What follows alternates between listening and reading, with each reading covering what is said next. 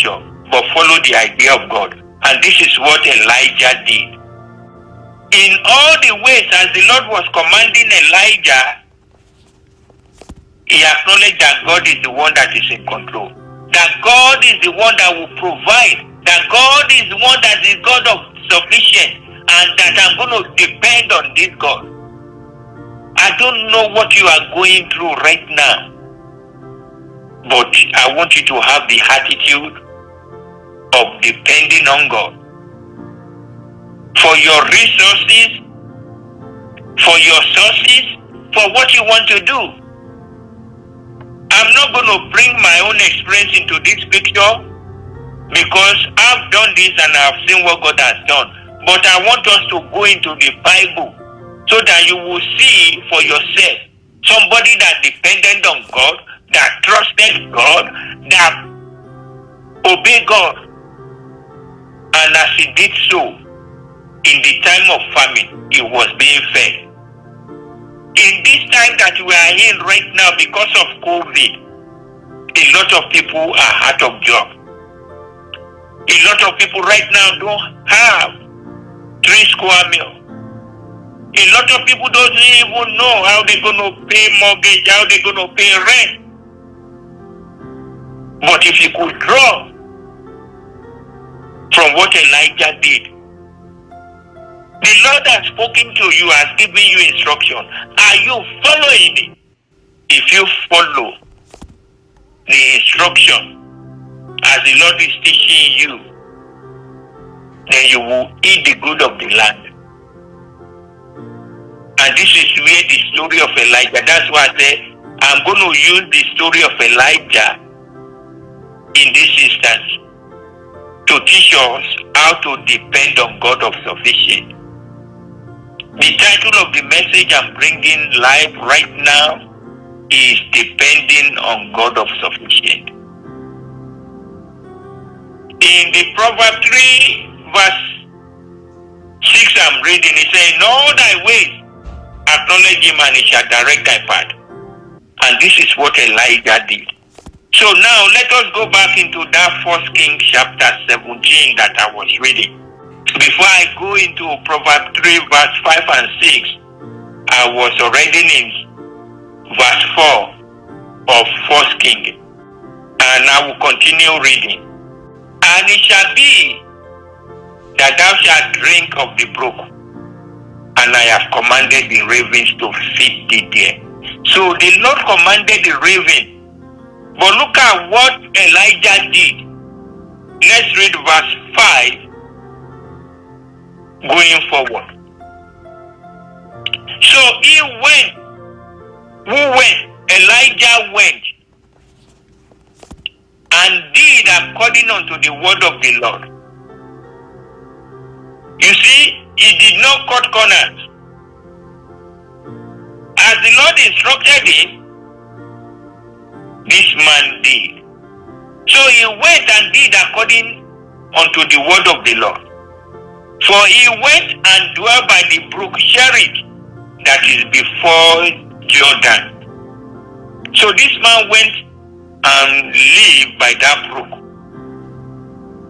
And look at what is so good in this. As the man followed, as the man obeyed God, see, the key is trust. Obey. Trust God, obey God. This man trusted God and he obeyed God. And what happened here? Look at here, verse 6. And the ravens brought him bread and flesh in the morning, and bread and flesh in the evening, and he drank of the brook. Wow. So here, look at who was feeding and caring for Elijah. It is the raven. Because this man trusted, he obeyed God.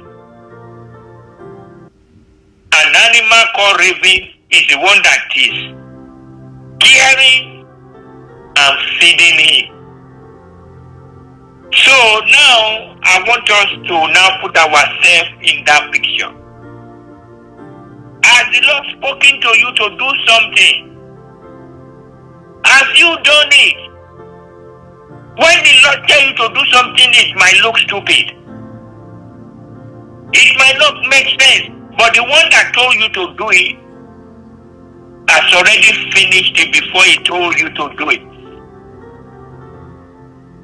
Like I said, I'm not going to try to draw from my own experience because I have so many experiences I could bring into the picture. But I want us to see Elijah. Because this is one you could go back into the Bible and relate to. And you'll be saying, Lord, as you did it for Elijah, do it for me. Elijah obeyed, Elijah trusted.